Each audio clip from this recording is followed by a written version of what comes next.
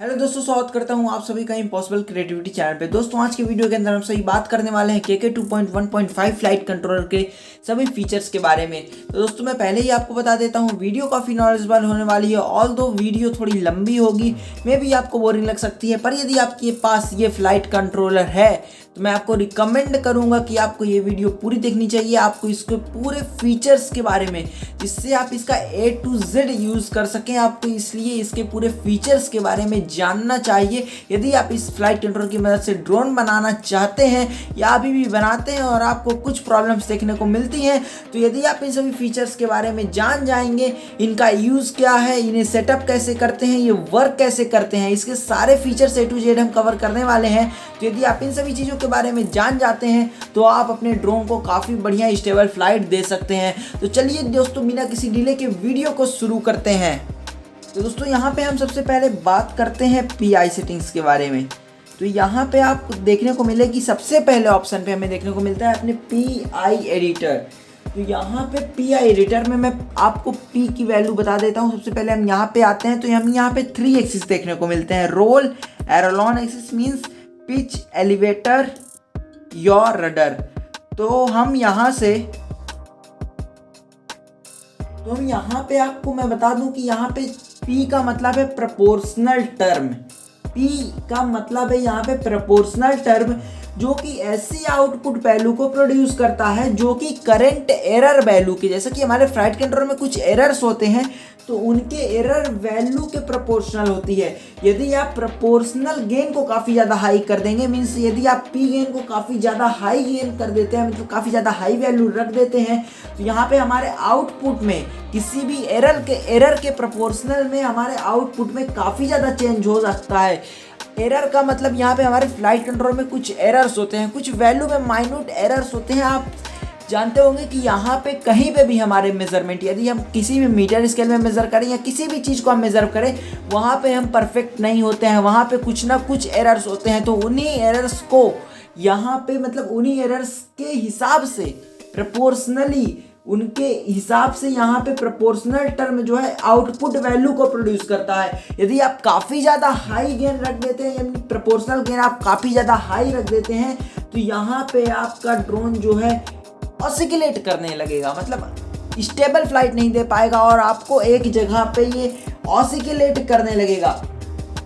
और यदि आप रखते हैं काफ़ी ज़्यादा कम अपने प्रोपोर्शनल गेन को, तो हमारा कंट्रोल एक्शन काफ़ी ज़्यादा स्लो हो जाएगा। मतलब हम स्टिक तो देंगे, हम सोचेंगे ड्रोन स्टिक देते ही क्विक रिस्पांस देगा, पर वहाँ पे हमें क्विक रिस्पांस देखने को नहीं मिलेगा और हमारा वहाँ पे जो एक्शन है काफ़ी ज़्यादा स्लो हो जाने वाला है। तो यहाँ पे हमने जान लिया यहाँ पे प्रोपोर्शनल टर्म के बारे में। तो यहाँ पे P गेन की बात हमने कर ली। अब यहाँ पे हम बात करते हैं I गेन की। तो I गेन इंटीग्रल टर्म है। I गेन का यहाँ पे जो नाम दिया जाता है उसे कहते हैं इंटीग्रल टर्म।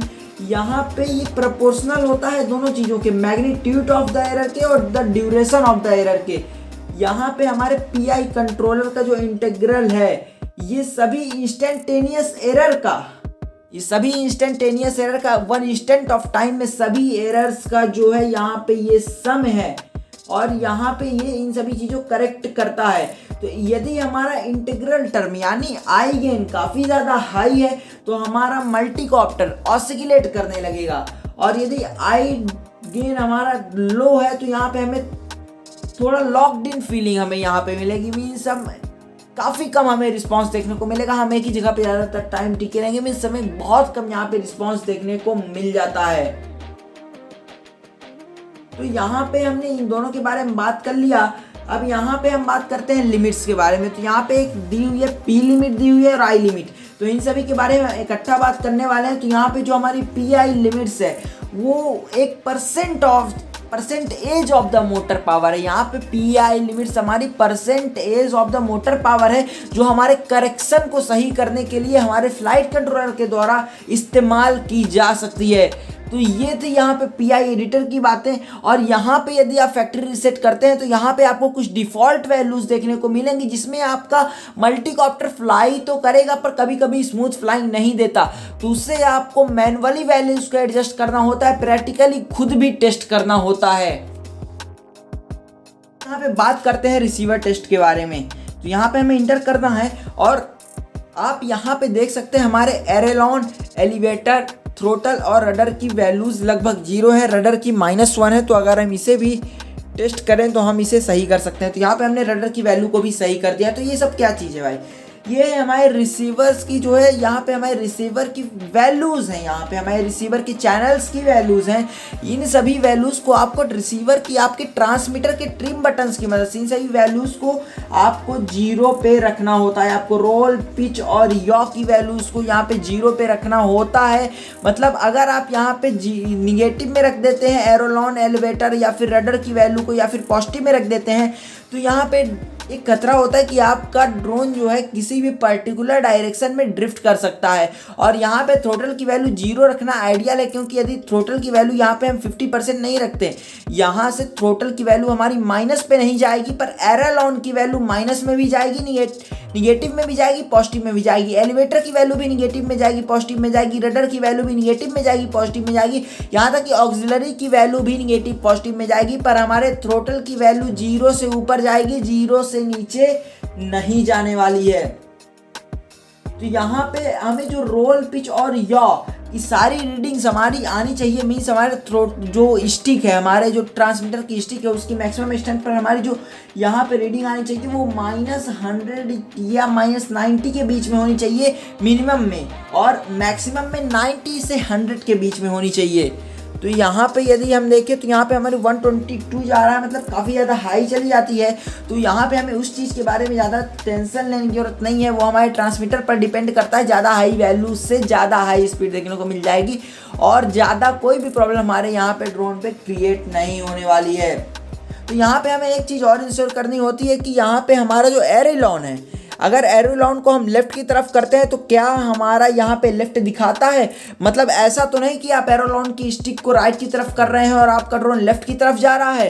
तो यहाँ पे मतलब आपका मतलब कनेक्शन उल्टा है। तो उसके लिए आपको अपने ट्रांसमीटर में जाना है और एरोलॉन के चैनल को यहाँ पे हमें रिवर्स कर देना है। तो इस चीज़ को हमें वेरीफाई करना है कि ये सभी स्टिक्स यहाँ पे मतलब फॉरवर्ड करने पे फॉरवर्ड हो रहा है, बैकवर्ड करने पे बैकवर्ड हो रहा है, यहाँ पे लेफ्ट करने पर लेफ्ट, राइट करने पर लेफ्ट, राइट करने पर राइट हो रहा है कि नहीं। अगर ऐसा नहीं हो रहा तो आपको चेंजेस लाने की ज़रूरत है, रिवर्स करने की ज़रूरत है आपको अपने चैनल को, अदरवाइज आपके ड्रोन में काफ़ी ज़्यादा प्रॉब्लम क्रिएट होने वाली है। और यदि आपको यहाँ पे अपने के 2.1.5 फ्लाइट कंट्रोलर में यदि आपको यहाँ पे नो सिग्नल देखने को मिलता है तो आपको वहाँ पे कुछ करना ज़्यादा नहीं है। आपको अपने रिसीवर का कनेक्शन पहली बात तो सही तरीके से करना है, उसके बाद अपने रिसीवर और ट्रांसमीटर को बाइंड करके रखना है यहाँ पे। तो यहाँ पे हमने बात कर ली अपने रिसीवर टेस्ट के बारे में। अब यहाँ पे हम बात कर लेते हैं अपने रिसीवर स्लाइडर्स के बारे में। तो यहाँ पे हमारे रिसीवर स्लाइडर्स में हम इंटर करते हैं। तो यहाँ पे हमें अपने जो है यहाँ पे रिसीवर के जो रिसीव हो रहा है, मीन्स हमारे ट्रांसमीटर के चैनल्स का एक ग्राफिकल रिप्रेजेंटेशन देखने को मिल जाता है और यहाँ पे ज़्यादा कुछ भी देखने को नहीं मिलता है। तो यहाँ से हमें हो जाना है बैक एंड देन हमें जाना है अपना मोड सेटिंग पे। यहाँ पे मैं एक चीज़ आपको बताना भूल गया, यहाँ पे रिसीवर स्लाइडर्स में हमें वैल्यूज़ भी देखने को मिल जाती हैं कि हमारे यहाँ पे अभी स्टिक्स की अभी कितनी वैल्यूज़ हैं। जैसे कि यहाँ पे आप देख सकते हैं एरोलॉन की 1495 दिखा रहा है और यहाँ पे रडर की और एलिवेटर की भी 1495 दिखा रहा है और हमारे थ्रोटल की 992 दिखा रहा है। तो यहाँ पे अब हमें आना है अपने मोड सेटिंग पर। तो यहाँ पे मोड सेटिंग में हमें सबसे पहला ऑप्शन देखने को मिलता है सेल्फ लेवल का। तो सेल्फ लेवल मीन्स हमारा ड्रोन अपने आप से खुद को लेवल करने की कोशिश करेगा, खुद को स्टेबलाइज रखने की कोशिश करेगा, उसे हम सेल्फ लेवल कहते हैं। तो यहाँ पे सेल्फ लेवल में हमें 3 ऑप्शन देखने को मिल जाते हैं, एक ऑक्सिलरी, एक स्टिक। यहाँ पे हमें 2 ही ऑप्शन देखने को मिल रहे हैं, ऑक्सिलरी और स्टिक। तो यहाँ पे ऑक्सिलरी क्या है गाइस? ऑक्सिलरी मतलब आप अपने चैनल नंबर 5 से आप सेल्फ लेवल को ऑन या ऑफ कर सकते हैं, इसे हम ऑक्सिलरी कहते हैं। आप अपने ऑक्सिलरी मीन्स अपने चैनल नंबर 5 से इसे ऑन या ऑफ कर दीजिए, इसे हम ऑक्सिलरी कहते हैं। मीन्स आप किसी भी ऑक्सिलरी चैनल की मदद से आप सेल्फ लेवल को ऑन या ऑफ कर दीजिए। तो यहाँ पे आपको ऑक्सिलरी रखना है और यहाँ पे आपको अपने चैनल 5 को यूज़ करना है। और यदि आप स्टिक रखते हैं तो आपको अपने थ्रोटल वाली स्टिक को मीन्स अपने मोड टू ट्रांसमीटर यूज कर रहे हैं तो दोनों स्टिक को किसी पर्टिकुलर डायरेक्शन में, यहाँ पे किसी पर्टिकुलर डायरेक्शन में हमें आर्मिंग करने के साथ साथ अपनी एरोलॉन वाली स्टिक को भी, हमें स्टिक नंबर 1 को भी हमें पुश करना है अपने किसी पर्टिकुलर डायरेक्शन में, उस डायरेक्शन के बारे में मैंने एक्सप्लेन किया है एक दूसरे वीडियो के अंदर। यहाँ पे आपको लिंक डिस्क्रिप्शन में मिल जाएगी सेल्फ लेवल सेटिंग के बारे में, तो वहाँ पे आप देख सकते हैं हमें सेल्फ लेवल सेटअप कैसा रखना है। तो यहाँ पे हम स्टिक की मदद से भी सेल्फ लेवल को ऑन या ऑफ कर सकते हैं, और चाहे तो हम ऑक्सिलरी रख के ऑक्सिलरी चैनल की मदद से सेल्फ लेवल ऑन या ऑफ कर सकते हैं। यदि आप ऑक्सिलरी रखते हैं तो आपके लिए काफ़ी इजी होगा सेल्फ लेवल को ऑन या ऑफ करना। अब बात करते हैं यहाँ पे लिंक, रोल या पिच की। ये क्या है भाई?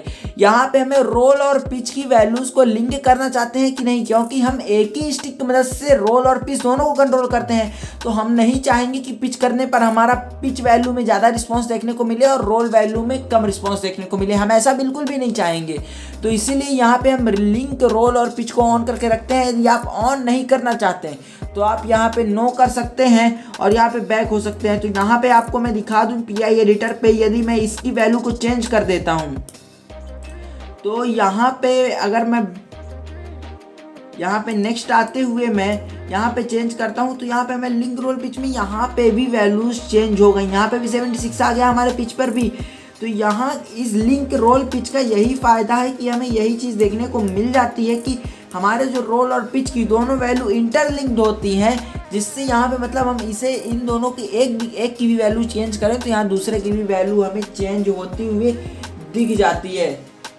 तो यहाँ पे हमें सेपरेट चेंजेस नहीं करने होते लिंक, रोल, पिच में। फिर यदि आप रोल में चेंज कर देते हैं तो पिच में ऑटोमेटिक चेंज हो जाएगा।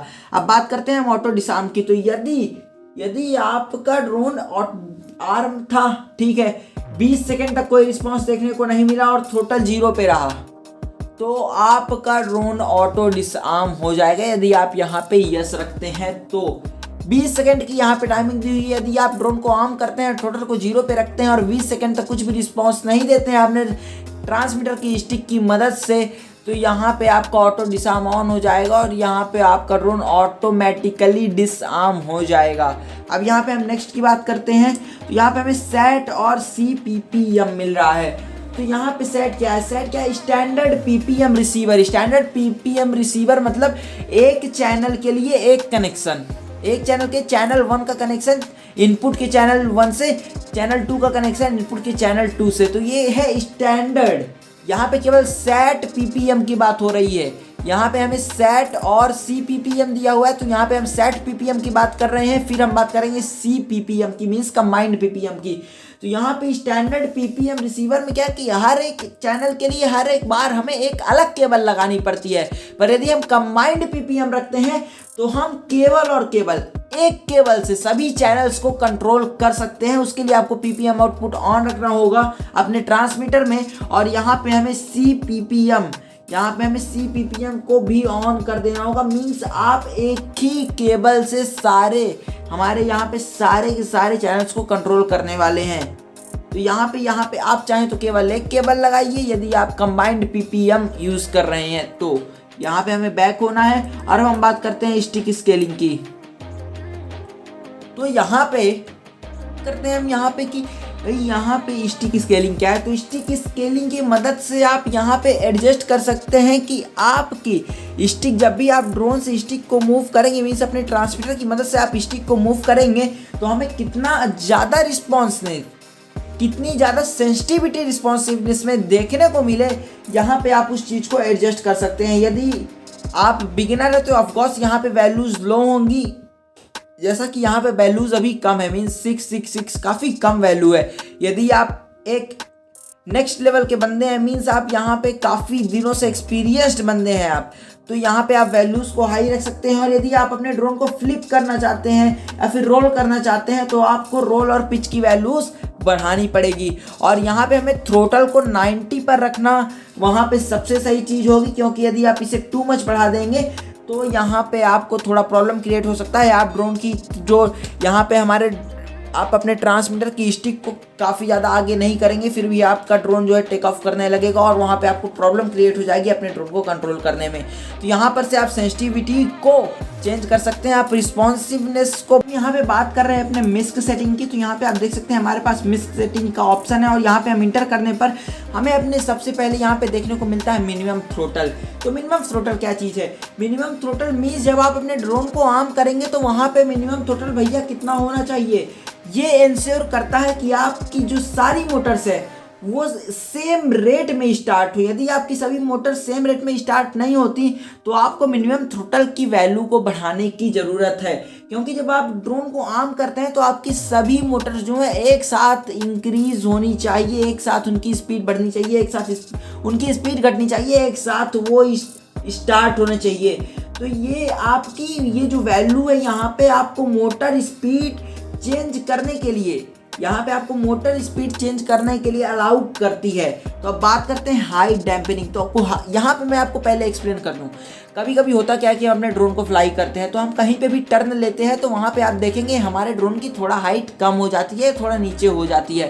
तो यदि हम काफ़ी मीन्स नीचे की तरफ फ्लाई कर रहे हैं, काफ़ी ज़्यादा हाइट पे फ्लाई नहीं कर रहे हैं, और यदि हम वहाँ पे टर्न लेते हैं तो यदि हमारे ड्रोन की हाइट नीचे होती है तो वहाँ पे हमें एक प्रॉब्लम देखने को मिलेगी, हमारा ड्रोन क्रैश कर सकता है ज़मीन से टकरा कर।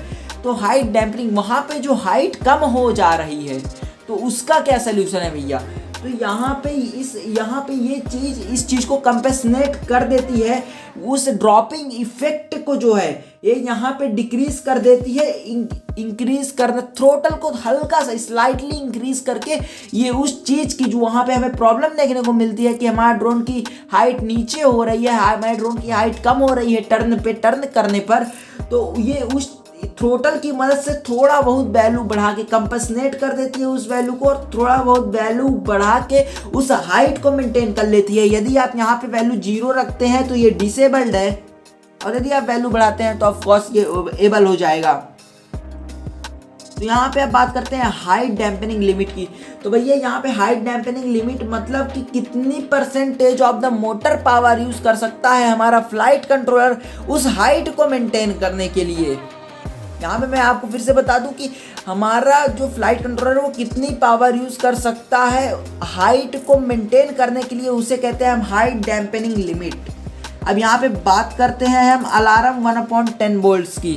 तो ये अलार्म है भैया, ठीक है ना, ये हमारा लो वोल्टेज अलार्म की बात हो रही है। जब हमारे फ्लाइट कंट्रोलर का जब पॉजिटिव टर्मिनल के 2.1.5 फ्लाइट कंट्रोलर की मॉनिटर पिन से कनेक्ट होगा, यहाँ पे हमें फ्लाइट कंट्रोलर पर अपने देखने को, यहाँ पे हम अपनी अपने फ्लाइट कंट्रोल में हम ये चीज़ भी देख सकते हैं कि भैया हमारे बैटरी का भी जो वोल्टेज है वो कितना है।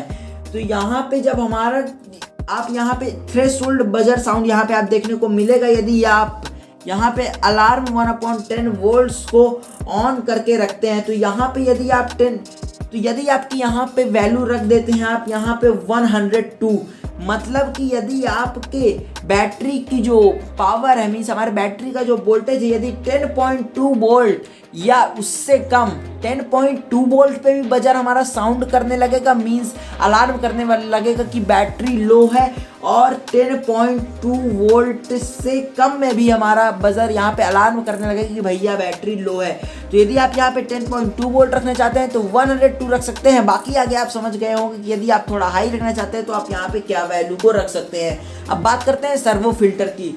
तो यहाँ पे software filter that smooths out the control signal to servos. यहाँ पे जो हमारे सर्वो का कंट्रोल सिग्नल है, ये एक सॉफ्टवेयर है जो हमारे सर्वो का कंट्रोल सिग्नल है उनको थोड़ा स्मूथ कर देता है, जिससे वो आराम से मीन्स वहाँ पे हमें कोई भी प्रॉब्लम देखने को ना मिले, कभी वैल्यू बढ़ रही है कभी घट रही है, मीन्स वहाँ पे वो स्मूथली हमारे सर्वो जो है उन्हें सिग्नल मिले और वो वर्क करें। तो यहाँ पे हमें इस वैल्यू को जितना कम से हम कम रख सकते हैं, हमें वहाँ पे उतनी ही कम से कम रखनी है।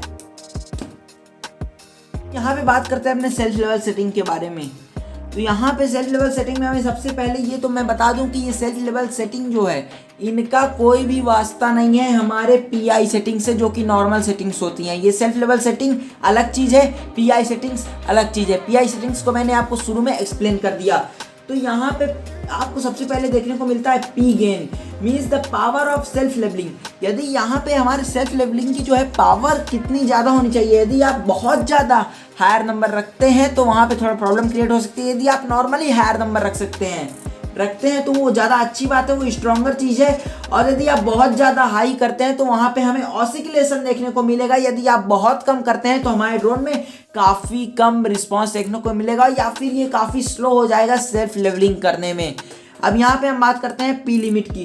तो यहाँ पे ये लिमिट कर देता है maximum power of the self leveling, means ये कि कितनी मैक्सिमम पावर यूज कर सकता है सेल्फ लेवलिंग के लिए, यहाँ पे उस लिमिट की मदद से हम डिसाइड कर सकते हैं। यदि आप हायर नंबर रखते हैं तो यहाँ पे हायर लिमिट है। अब बात करते हैं ACC ट्रिम रोल की। तो ये ACC ट्रिम रोल वैसे तो नॉर्मली यहाँ पे default value ACC trim roll और ACC ट्रिम पिच में 0 होती हैं। इन वैल्यूज़ का हम यूज़ करते हैं अपने ड्रोन को सेल्फ लेवल में स्टेबलाइज करने के लिए। इस चीज़ के बारे में मैंने सेल्फ लेवल सेटिंग के वीडियो में काफ़ी डिटेल में एक्सप्लेन किया है, क्योंकि यदि मैं इस चीज़ को यहाँ पे एक्सप्लेन करने लगा तो वीडियो काफ़ी बोरिंग हो जाएगी। मैं आपको बस यहाँ पे इतना ही बता सकता हूँ कि यहाँ पे ACC ट्रिम रोल और ACC ट्रिम पिच की वैल्यूज़ की मदद से हम यहाँ पे वैल्यूज़ को माइनस या प्लस करके एडजस्ट करके इन वैल्यूज़ को हम अपने ड्रोन को सेल्फ लेवल पर जब फ्लाई करते हैं तो हमें काफ़ी अच्छी स्टेबिलिटी देखने को मिल जाती है। यदि आप इस चीज़ के बारे में जानना चाहते हैं, दिल से बता रहा हूँ, यदि आप इस चीज़ के बारे में बढ़िया तरीके से जानना चाहते हैं, अपने ड्रोन में बढ़िया स्टेबिलिटी पाना चाहते हैं, तो आप सेल्फ लेवल सेटिंग के ऊपर का वीडियो जरूर देखिएगा। तो यहाँ से हम होते हैं बैक, यहाँ पे बात कर लेते हैं कैमरा स्टेबलाइजेशन सेटिंग की। तो यदि आप गिम्बल यूज़ करते हैं, होममेड गिम्बल यूज़ करते हैं, या आपने गिम्बल खुद बनाया है तो यूज़ कर रहे हैं, क्योंकि यदि आप गिम्बल परचेस कर सकते हैं, यदि आप गिम्बल परचेस करते हैं तो वहाँ पे आपको ऑलरेडी एक अलग से कंट्रोलर देखने को मिल जाएगा। और यदि आप गिम्बल खुद से बनाते हैं तो यहाँ पे आपको कैमरा स्टेबलाइजेशन सेटिंग करनी पड़ेगी। सबसे पहले मैं आपको बता दूँ कनेक्शंस का। तो यहाँ पे आपको कनेक्शन जो है कैमरा के गिम्बल का हमेशा तो कैमरा रोल और पिच का कनेक्शन हमें मोटर 7 और मोटर 8 के कॉलम में कर देना है। ये चीज़ क्लियर हो गई। अब यहाँ पे बात करते हैं रोल गेन। रोल गेन मतलब यहाँ पे रोल हमारा कितना होना चाहिए, ठीक है ना। रोल मीन्स हमारे ड्रोन का जो गिम्बल है वो एक्स एक्सिस में कितनी वैल्यू से कितना रोटेट करना चाहिए। तो यदि आप अपने सर्वो को इनेबल करना चाहते हैं तो पहली बात तो 500 से ऊपर की ही वैल्यू रखिएगा। यहाँ पे आप 500 से ऊपर की ही वैल्यू रखिएगा यदि आप सर्वो को इनेबल करना चाहते हैं। लोग नॉर्मली यहाँ पे 1500 की वैल्यू रखते हैं, 2000, 2500, मतलब जितना रिस्पॉन्सिवनेस उनको ज़्यादा चाहिए होता है उतनी ज़्यादा हाई वैल्यूज रखते हैं। पर आप अबाउट नॉर्मली जो ऑन एन एवरेज वैल्यू रखी जाती है अबाउट 1500 के आसपास है, तो वहाँ पे आसपास आपको उतनी ही वैल्यू रखनी है। अब बात करते हैं रोल ऑफसेट की। तो यहाँ पे रोल ऑफसेट का मतलब है मीन्स कितने परसेंट पे हमारा ड्रोन, मतलब जब हमने ड्रोन को सीधा रहेगा, हमारा ड्रोन एकदम लेवल रहेगा तो कितने परसेंट पे वो हमारा सर्वो होना चाहिए। तो 50% पे। फिर यदि हमारा ड्रोन किसी पर्टिकुलर डायरेक्शन में मुड़ता है तो उसके अपोजिट डायरेक्शन में 50% तक हमारा सर्वो जा सकता है, और किसी अपोजिट पर्टिकुलर डायरेक्शन में मुड़ता है तो उसके 50% अपोजिट तक हमारा जो गिम्बल है वो जा सकता है। तो यहाँ पे आपको परसेंटेज में वैल्यू रखनी है, नियरली इसको 50% के आसपास ही रखा जाता है। अब बात करते हैं पिच गेन की, मीन्स वाई एक्सिस में हमारे ड्रोन का जो गिम्बल है वो वाई एक्सिस में कितनी मैक्सिमम रिस्पॉन्सिवनेस दे सकता है, कितनी वैल्यू के साथ रोटेट होगा।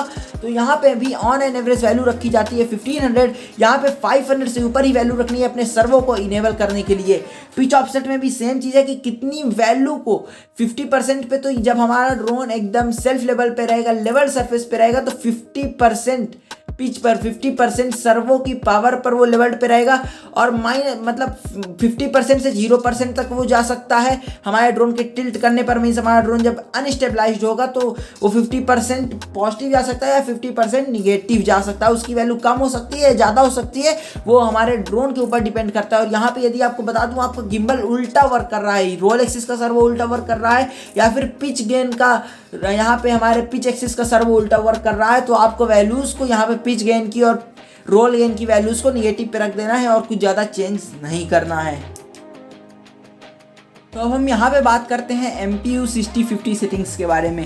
यहाँ पे जैसे ही आप इंटर कर देंगे तो आपको एक वार्निंग दिखेगी, changing these settings will affect PI settings and stick scaling. तो भी आपको ओके कंटिन्यू कर देना है ये यहाँ पे, और फिर आपको यहाँ पे बाद में आप वैल्यूज़ को एडजस्ट कर सकते हैं इसे समझने के बाद। तो यहाँ पे गायरो, यहाँ पे हमें जो गायरोस्कोप दिया जाता है, हमें यहाँ साथ में 3 एक्सिस गायरोस्कोप हमें देखने को मिलता है अपने KK2.1.5 फ्लाइट कंट्रोलर में।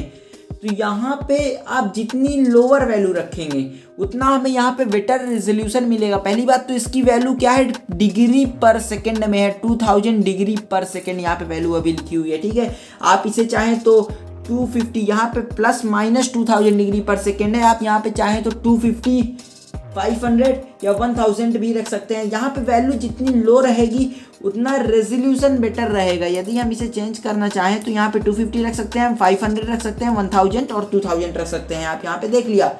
तो यहाँ पे यदि आप वैल्यू को कम रखते हैं, जितनी लोअर वैल्यू रखेंगे उतना बेटर रेजोल्यूशन देखने को मिलेगा।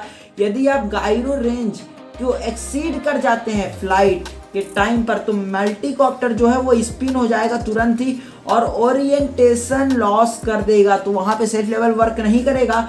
तो यहाँ पे एक्यूरेट फ्लाइट के लिए, FPV वगैरह के लिए, एक्यूरेट फ्लाइट के लिए यहाँ पे हमें वैल्यू को लो ही रखना होता है। और बिगिनर्स जो हैं, बिगिनर्स को यहाँ पे वैल्यू को 500 रखना चाहिए। और जो एक्सपीरियंस्ड एक्रोबैटिक फ्लायर्स है, मतलब जिनको एक्सपीरियंस है भाई, बहुत टाइम से फ्लाई कर रहे हैं, तो ये यहाँ पे वैल्यू इंश्योर कर सकते हैं भाई 2000 तक भी रख सकते हैं। पर उन्हें ये ध्यान देना होगा कि वो रेंज को एक्सीड ना कर जाएं अपने फ्लाइट लेते वक्त। अब यहाँ पे बात करते हैं ACC मीन्स एक्सीलरोमीटर। तो यहाँ पे हम नेक्स्ट पे जाएंगे और एक्सीलरोमीटर में यहाँ पे हमें वैल्यू देखने को मिलेगी 16, 8, 2 और 4। तो यहाँ पे ये क्या है, तो ये यहाँ पे भी 3 एक्सिस एक्सीलरोमीटर मिलेगा हमें। तो यहाँ पे 3 एक्सिस एक्सीलरोमीटर में हम 4 तरह की वैल्यू रख सकते हैं। जितनी लो वैल्यू रखेंगे हम अपने ACC पर, एक्सीलरोमीटर पर, तो उतना रेजोल्यूशन बेटर रहेगा। इस वैल्यू को कम ही रखना है एक्यूरेट फ्लाइट के लिए। जैसे FPV वगैरह की फ्लाइट लेंगे तो हमें यहाँ पे वैल्यू को कम ही रखना है। और बिगिनर्स को यहाँ पे अबाउट वैल्यू रखनी चाहिए 4। और यदि आप वैल्यू को चेंज करते हैं, आपने एक बार ACC कैलिब्रेशन किया और आप वैल्यू को चेंज करते हैं, तो फिर आपको दोबारा से ACC कैलिब्रेशन करना पड़ेगा। अब बात करते हैं फ़िल्टर की। तो यहाँ पे जो हमें digital low pass filter apply होता है हमारे गायरोमीटर में, मीन्स हमारे गायरोस्कोप में और एक्सीलरोमीटर में, तो यहाँ पे जितने हाई वैल्यू हम रखेंगे उतनी लेस फिल्टरिंग अप्लाई होगी। तो यहाँ पे सेंसर रीडिंग में उतनी हमें लेस फिल्टरिंग अप्लाई देखने को मिलेगी यदि हम हायर वैल्यू रखते हैं। और यदि लोअर वैल्यू रखते हैं तो स्मूथ सेंसर रीडिंग होगी यहाँ पे टाइम टू टाइम। पर ये कभी कभी हमारे जो PI कंट्रोल लूप में वाइब्रेशन की प्रॉब्लम को कैश करता है। तो यहाँ पे हमें कहा गया है कि भैया यहाँ पे हम वैल्यू को बेस्ट है कि 256 पर ही छोड़ दें, या तो हम 188 पे रख सकते हैं, 42 पे रख सकते हैं, 22 पे रख सकते हैं, 10.5 पे रख सकते हैं। तो यहाँ पे कहा गया है हमें बेस्ट, यहाँ पे ऑप्शन क्या है कि यहाँ पे हम इसे 256 पर ही छोड़ दें।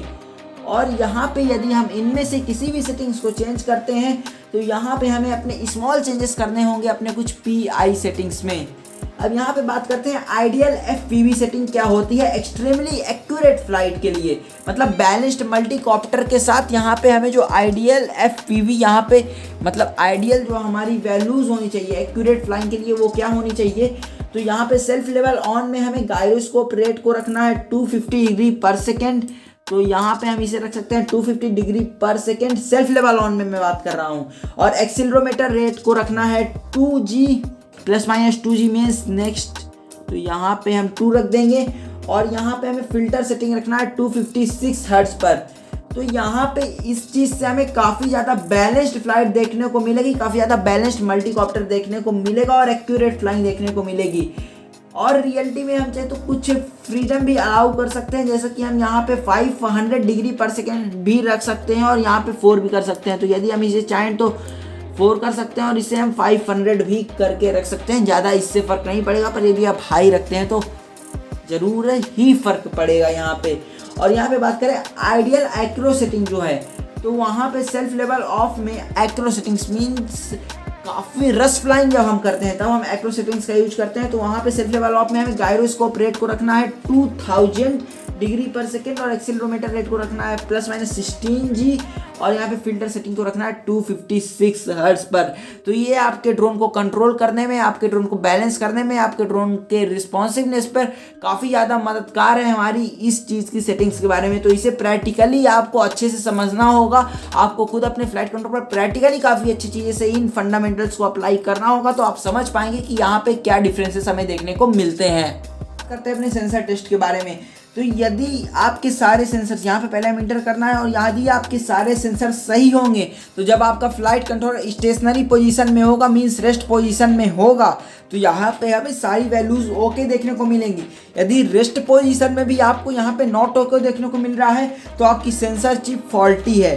और यदि हम इसे थोड़ा सा भी मूव करें ज़्यादा तो यहाँ पे आप देख सकते हैं हमें कभी कभी नॉट ओके देखने को मिल रहा है, तब सही है क्योंकि तब हमारा जो फ्लाइट कंट्रोल स्टेशनरी पोजीशन पे नहीं है, स्टेबल पोजीशन पे नहीं है, तो भैया ठीक है नॉट ओके देखने को मिल रहा है। पर यदि स्टेबल पोजीशन में भी हमें नॉट ओके देखने को मिल रहा है तो आपकी जो सेंसर चिप है वो फॉल्टी है, वो आपकी सेंसर चिप खराब हो चुकी है या फिर पहले से ही खराब रही होगी या फिर आपकी फॉल्टी चिप होगी। बात करते हैं अपने सेंसर मैक्सिमम मिनिमम के बारे में। तो यहाँ पे मैं इंटर करता हूँ, सेंसर मैक्सिमम मिनिमम नहीं हो रहा, पर यहाँ पे हमें पीडीएफ में जो चीज़ देखने को मिल रही है तो यहाँ पे हमें लिखा हुआ है, ये चीज़ हमें डिस्प्ले करती है मैक्सिमम और minimum sensor value recorded during flight when self level is of. Flight के दौरान जो यहाँ पे वैल्यूज रिकॉर्ड की गई थी उनमें से मिनिमम और मैक्सिमम सेंसर वैल्यू को यहाँ पे हम चेक कर सकते हैं। तो ऑफकोर्स फ्लाइट लेने के बाद हम चेक कर सकते हैं। यहाँ पे मैंने फ्लाइट काफ़ी दिन से नहीं लिया तो नहीं चेक कर पाए। तो यहाँ पे आपको करना क्या है, टर्न सेल्फ लेवल ऑन करना है, आर्म एंड टेक ऑफ करना है, उसके बाद टर्न सेल्फ लेवल ऑफ करना है। Now fly to get the KK 2.1 point जितना भी आपका है, मतलब जिस भी वर्जन का है, record the maximum sensor value, turn the self level on, land and disarm. आप यहाँ पे फिर रिजल्ट्स को चेक कर सकते हैं। आपको इन सभी स्टेप्स को फॉलो करना है और यहाँ पे जब एक्सीलरोमीटर की वैल्यू जब अपनी मैक्सिमम वैल्यू को हिट कर दे पर और आपकी यहाँ पे गायरो वैल्यू मैक्सिमम पे रहे तो देन यदि आपको यहाँ पे फिर आपको गायरो की वैल्यू आपको इंक्रीज करने की जरूरत है अपनी MPU 6050 सेटिंग से। तो यहाँ पे जब आपकी एक्सीलरोमीटर वैल्यू हिट कर दे अपनी मैक्सिमम वैल्यू को पर आपकी गायरो वैल्यू मैक्सिमम पर ही रहे तो आपको यहाँ पे इंक्रीज करने की ज़रूरत है अपने गायरो वैल्यू को MPU 6050 सेटिंग्स के माध्यम से। अब यहाँ पे हम बात करते हैं एक्सीलरोमीटर कैलिब्रेशन की। तो यहाँ पे अभी सेट PPM चैनल्स की बात नहीं कर रहे हैं, मिक्सर एडिटर की भी बात नहीं कर रहे हैं, हम यहाँ पे अभी बात करेंगे एक्सीलरोमीटर कैलिब्रेशन की। तो यहाँ पे हमारा ये रहा एक्सीलरोमीटर कैलिब्रेशन गाइस। तो यहाँ पे आपको करना क्या होता है, ये पहले तो आपको मल्टीकॉप्टर को अपने लेवल पे रखना होता है, ठीक है। और यहाँ पे आप देख सकते हैं place the aircraft on a level surface and press continue, then flight controller will then wait 5 second to let the aircraft settle down. तो हमें यहाँ पे करना क्या होता है, अपने जो फ्लाइट कंट्रोलर है या फिर जो आपने मल्टीकॉप्टर बनाया है उसे लेवल्ड सरफेस पे रख के कंटिन्यू पे प्रेस कर देना होता है। 5 सेकंड तक वेट करिए, तब तक हमारा जो यहाँ पे फ्लाइट कंट्रोलर वैल्यूज़ को रिकॉर्ड कर लेगा और उसके बाद हमारा कैलिब्रेशन यहाँ पे कंप्लीट हो जाएगा। यदि आपका कैलिब्रेशन फेल हो जाता है, यदि आप मूव करते हैं भाई फ्लाइट कंट्रोलर को, ऑफकोर्स यहाँ पे मैं यदि इस तरीके से करूँ और यहाँ पे अपना फ्लाइट कंट्रोलर मैं मूव करूँ तो यहाँ पे हमारा कैलिब्रेशन सक्सीड तो नहीं होना चाहिए था। फिर भी यहाँ पे हमारा कैलिब्रेशन सक्सीड दिखा रहा है पर नॉर्मली हमारे कैलिब्रेशन को सक्सीड नहीं होना चाहिए था। और आप जब तक आर्म नहीं कर पाएंगे अपने फ्लाइट कंट्रोलर को जब तक आपका कैलिब्रेशन सक्सेसफुल नहीं हो जाएगा। और यदि आपका कैलिब्रेशन फेल हो जाता है और आपने मूव नहीं किया अपने मल्टीकॉप्टर को कैलिब्रेशन करते वक्त तो यहाँ पे आपको फॉल्टी सेंसर चिप है, ठीक है ना। अब हम बात करते हैं यहाँ पे अपने अगले स्टेप के बारे में, अगले फीचर के बारे में। तो यहाँ पे हम सेट CPPM चैनल्स के बारे में बात कर रहे हैं। तो यहाँ पे मैंने आपको पहले भी एक्सप्लेन किया था सेट CPPM चैनल्स क्या है।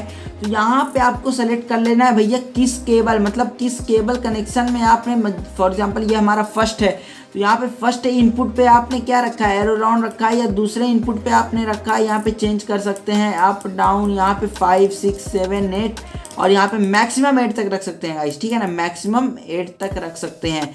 तो यहाँ पे आपको यहाँ पे चेक कर लेना भैया कि आपने किस में एलेरॉन रखा है, किस चैनल में, किस चैनल पे पिच रखा है। यहाँ पे रिसीवर की चैनल, यहाँ पे हमारे फ्लाइट कंट्रोल की चैनल की बात हो रही है जिसका कनेक्शन हमने रिसीवर के साथ किया है। तो यहाँ पे हमने एलेरॉन रखा है फर्स्ट, पिच रखा है सेकंड, थ्रोटल रखा है थर्ड, याव रखा है फोर्थ और ऑक्सिलरी रखा है फिफ्थ चैनल पे। यहाँ पे आप 8 तक की वैल्यूज पर जा सकते हैं। तो गाइस यहाँ पे अब हम बात करते हैं अपने मिक्सर एडिटर के बारे में। तो यहाँ पे ये मेन्यू हमें एडजस्ट करने में मदद करता है जो सिग्नल्स हैं। यहाँ पे हमें ये मिक्सर एडिटर हमें एडजस्ट करने में मदद करता है कि where and how much signal the motor gets from sticks and sensors. यहाँ पे कितना और कब सिग्नल मिलना चाहिए स्टिक्स से मोटर्स को हमें कितना सिग्नल मिलना चाहिए स्टिक्स और सेंसर की मदद से। ये आपको कोई भी कॉन्फ़िगरेशन करने के लिए, मतलब आपको कॉन्फ़िगरेशन करने के लिए यहाँ पे ये चीज़ अलाउ करती है। और यहाँ पे हम चेंज कर सकते हैं आउटपुट चैनल के बीच में वैल्यूज़, और यहाँ पे हम जब चेंज करेंगे तो यहाँ पे अपर राइट नंबर में हाईलाइटेड हो जाएगा। तो यहाँ पे हम अभी नेक्स्ट पे बात करते हैं। तो यहाँ पे हम इन वैल्यूज़ को चेंज कर सकते हैं अगर हम चाहें तो, ठीक है ना। तो अब इन वैल्यूज़ का मैं आपको एक्सप्लेनेशन देता हूँ।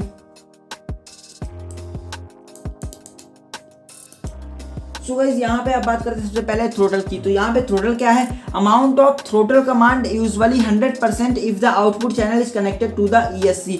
यहाँ पे कितना थ्रोटल कमांड मिलना चाहिए, तो यहाँ पे थ्रोटल कमांड हमें 100 ही रखना है, क्योंकि हमने यहाँ पे आउटपुट चैनल को कनेक्ट कर रखा है अपने ESC से, ठीक है ना।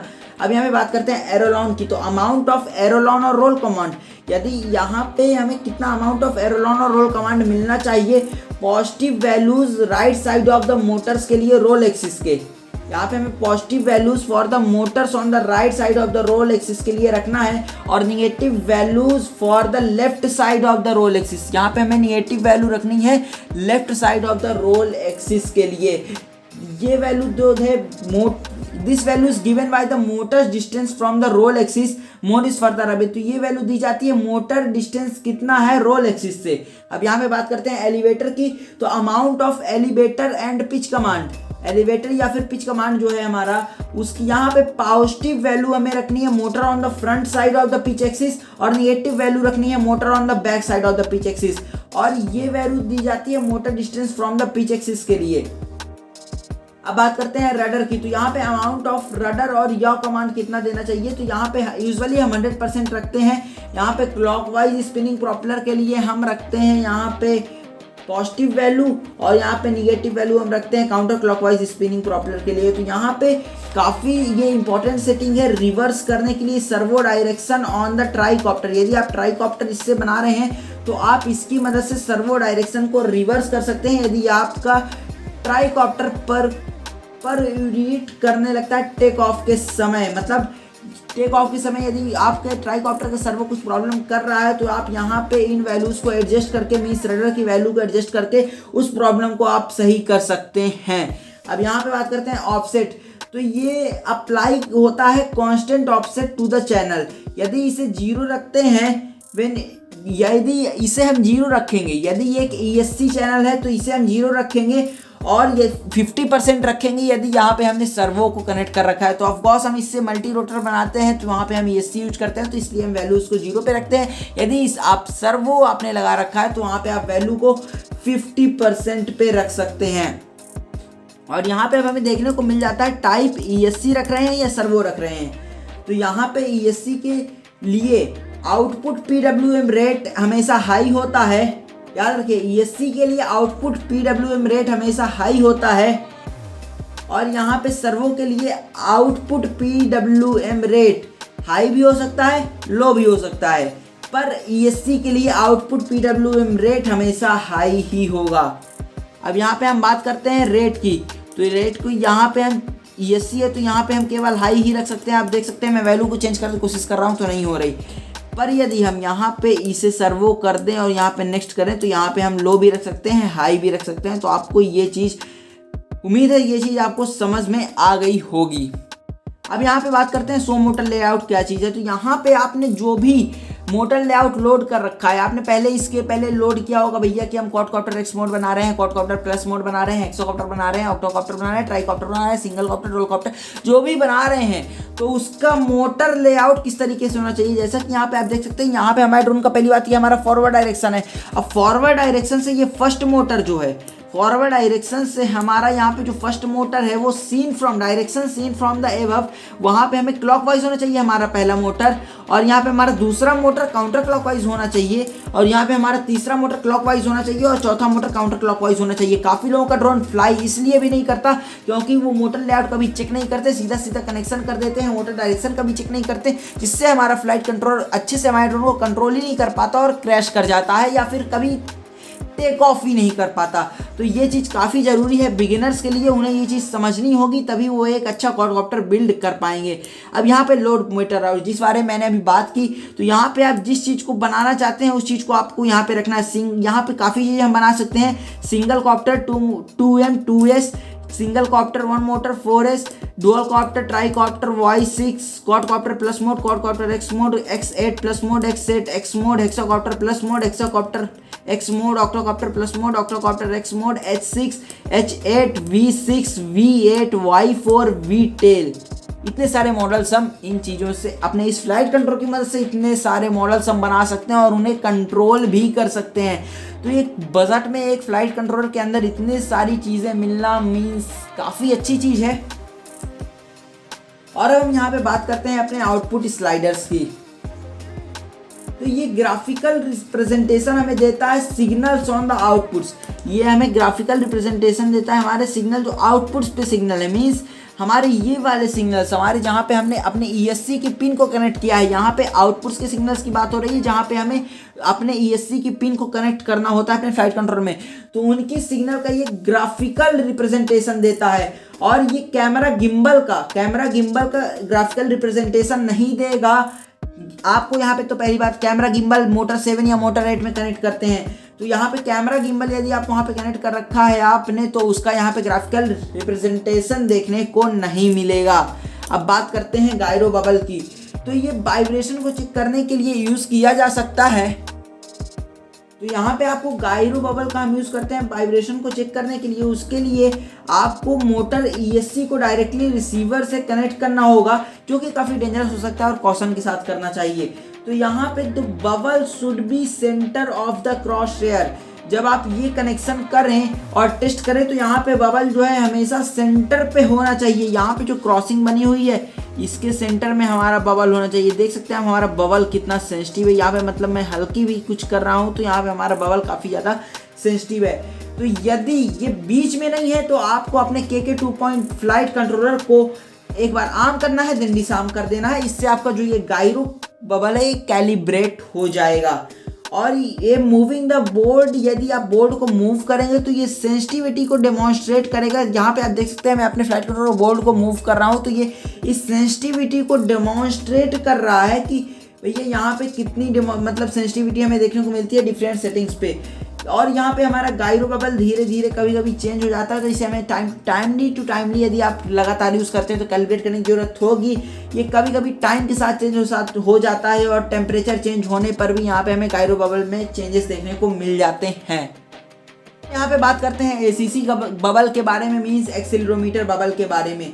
तो ये जब लेवल पे हमारा फ्लाइट, यहाँ पे अगर हमने फ्लाइट कंट्रोल को लेवल पे रखा है ना गाइस, यहाँ पे पहली बात हम इंटर करने वाले हैं और यहाँ पे यदि हमने फ्लाइट कंट्रोल को अपने लेवल पे रखा है तो ये जो हमारा बबल है ये एकदम मिडिल में होना चाहिए। जहाँ पे ये हमारी दोनों लाइंस क्रॉस कर रही हैं ओरिजिन पे होना चाहिए। यहाँ पे हमारा जो बबल है ओरिजिन पे होना चाहिए। अगर नहीं है तो आपको ACC कैलिब्रेशन परफॉर्म करना पड़ेगा फिर से। ये ज़रूरी है कि ये वहीं पे होना चाहिए।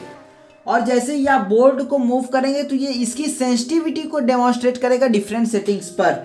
और यदि आपका यहाँ पे एक्सीलरोमीटर बबल जो है कभी कभी चेंज हो जाता है टेम्परेचर में चेंजेस के कारण। तो जब यदि आपका बबल बीच में नहीं है तो आपको यहाँ पे अपने व्हीकल को लेवल पे रख के एक बार फिर से ACC कैलिब्रेशन करने की ज़रूरत है। यहाँ पे अब हम बात करते हैं डीबग के बारे में। तो डीबग का मतलब क्या होता है भैया, कोई प्रॉब्लम है हमारे फ्लाइट कंट्रोलर में तो उन वैल्यूज़ को सही करने के लिए यहाँ पे हम डीबग प्रोसेस का यूज़ करते हैं, जो कि काफ़ी लॉन्ग और स्टेडी प्रोसेस है गाइस। तो इस प्रोसेस के बारे में यहाँ पे हमें PDF में भी अपने देखने को कुछ भी ज़्यादा नहीं मिलता। बस यहाँ पे ये लिखा हुआ है various values used for debugging purposes. तो यहाँ पे इसके बारे में मैंने पूरे इंटरनेट पे इंफॉर्मेशन सर्च की, मुझे यहाँ पे कोई भी इंफॉर्मेशन देखने को नहीं मिली। तो जब मुझे ही देखने को नहीं मिली तो मैं आपको यहाँ पे ये इंफॉर्मेशन कैसे बता सकता हूँ। तो इस चीज़ को हम छोड़ते हैं और इससे हमारे फ्लाइट कंट्रोलर पे मुझे तो नहीं लगता कोई भी बहुत ज़्यादा फ़र्क पड़ता होगा। बात करते हैं वर्जन की। तो वर्जन भैया वो चीज़ है जो हमारा यहाँ पे फ्लाइट कंट्रोलर में वर्जन कौन सा है। तो यहाँ पे देख सकते हैं आप वर्जन 2.1 और ये फ्लाइट कंट्रोल यहाँ पे FHW वर्जन है हमारा 2.1, FW वर्जन है 1.9S1। यहाँ पे आप वर्जन देख सकते हैं। यहाँ पे हमारा current firmware version information display हो रहा है। और लास्ट में फैक्ट्री रीसेट। फैक्ट्री रीसेट मतलब यार गाइस आपको पता ही होगा फैक्ट्री रीसेट क्या है भाई। फैक्ट्री रीसेट मतलब पूरा का पूरा डाटा जो है डिफ़ॉल्ट पे आ जाता है। ACC कैलिब्रेशन की वैल्यू हट जाती है हमारे और पूरा का पूरा हमारे फ्लाइट कंट्रोलर का डाटा डिफ़ॉल्ट सेटिंग्स पर आ जाता है और जहाँ पे वैल्यूज़ नहीं डालनी होती है वहाँ की पुरानी वैल्यूज़ पूरी तरीके से हट जाती हैं। तो ये होता है हमारा फैक्ट्री रीसेट। अब हम आते हैं अपने स्क्रीन पर। यहाँ पे हमें कुछ चीज़ें देखने को मिलेंगी। यहाँ पे हमें सेफ देखने को मिलेगा। सबसे पहली बात हमें यहाँ पे सेफ देखने को मिलेगा। तो यहाँ पे सेफ मतलब हमारे यहाँ पे अभी भी कोई एरर नहीं है और हम चाहें तो अपने फ्लाइट कंट्रोलर की मदद से अपने किसी भी मल्टी रोटर को फ्लाई कर सकते हैं। मतलब किसी multi rotor in the sense जिस भी मल्टी रोटर के साथ आपने कनेक्शंस कर रखे होंगे, जिस भी मल्टी रोटर के साथ आपने इसका सेटअप किया होगा। और यहाँ पे आपको डिस्प्ले करता है सेल्फ लेवल ऑन है कि ऑफ है, और यहाँ पे कोई भी एरर नहीं है तो इसलिए यहाँ पे ओके डिस्प्ले करता है। यहाँ पे आप बैटरी मॉनिटर पिन में यदि आप बैटरी मॉनिटर पिन को कनेक्ट करते हैं तो यहाँ पे बैटरी का वोल्टेज दिखाएगा, यहाँ पे आपका टेम्परेचर दिखाएगा, जहाँ पे आपका फ्लाइट कंट्रोलर है, यहाँ पे आपको रोल एंगल देखने को मिलेगा और यहाँ पे आपको पिच एंगल देखने को मिलेगा। तो दोस्तों यहाँ पे मैंने आपको वो सारी इन्फॉर्मेशन दे दी जो मैंने इंटरनेट से ढूंढ सकता था मैं इस सभी चीज़ों के बारे में। तो इस इन्फॉर्मेशन को मुझे कलेक्ट करने में काफ़ी ज़्यादा टाइम लगा और इन्फॉर्मेशन को सर्च करने में, समझने में और पढ़ने में भी काफ़ी ज़्यादा टाइम लगा और एट लास्ट आप लोगों को भी एक्सप्लेन मैंने कर ही दिया। फिर भी यदि आपके पास कोई भी प्रॉब्लम है, आपको कुछ भी समझ नहीं आया तो PDF की लिंक डिस्क्रिप्शन में है, आप PDF को डाउनलोड करिए और आप PDF पढ़ के अपनी प्रॉब्लम का सलूशन कर सकते हैं। यदि आपको फिर भी समझ में नहीं आता तो आप मुझे कमेंट कर सकते हैं, मैं पूरी कोशिश करूंगा उस प्रॉब्लम का सलूशन ढूंढने की और आप तक उस सलूशन को पहुंचाने की। तो दोस्तों उम्मीद है आज की ये वीडियो अच्छी लगी हो। वीडियो तो काफ़ी नॉलेजेबल रही और आपको सारे फीचर्स मुझे लगता है लगभग समझ में आ गए होंगे। तो दोस्तों उम्मीद है आज की वीडियो अच्छी लगी हो। वीडियो अच्छी लगी हो तो चैनल को सब्सक्राइब करिए, वीडियो को लाइक करिए। मिलते हैं एक नए वीडियो में एक नए आइडिया के साथ, तब तक के लिए गुड बाय।